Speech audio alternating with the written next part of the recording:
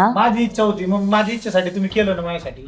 शिक्षण केलंय माझं, सगळ्या गोष्टी केल्या, पैसा अडका सगळा केला. मला एवढं चांगलं आता पदावर नोकरी आहे, चांगला पैसा कमवतोय, राजासारखा जगतोय मी. हा, सगळ्या गोष्टी आहेत ना आता. बरोबर आहे बरं का तुझं. आपली शेतीवाडी चांगली आहे, शेतीचा बी पैसा येतोय, दूध जाते डेअरीला त्याचा पैसा येतोय, घराचं काम झालंय आपलं चांगलं, गाडी आहे दारात. मग मी म्हणते तू कशाला नोकरीला जातो? जाऊ दे की आता. नाही आपलं सगळं व्यवस्थित चाललंय तर नोकरीची गरज काय तुला? आपण मग एवढा खर्च कशाला केलाय आपल्या शिक्षणासाठी माझ्या? हो मग काय बोलायला तुम्ही असं? तो ड्युटी नाही करायचं तर काय करीन, घरी बसन का काय?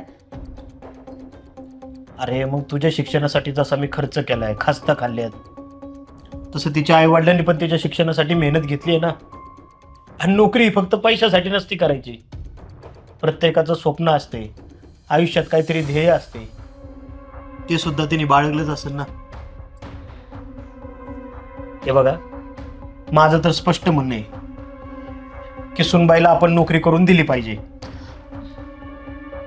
तुम्ही म्हणत असेल तर माझी काय अडचण नाही आहे का नाही, म्हणजे करूच शकते बाबा.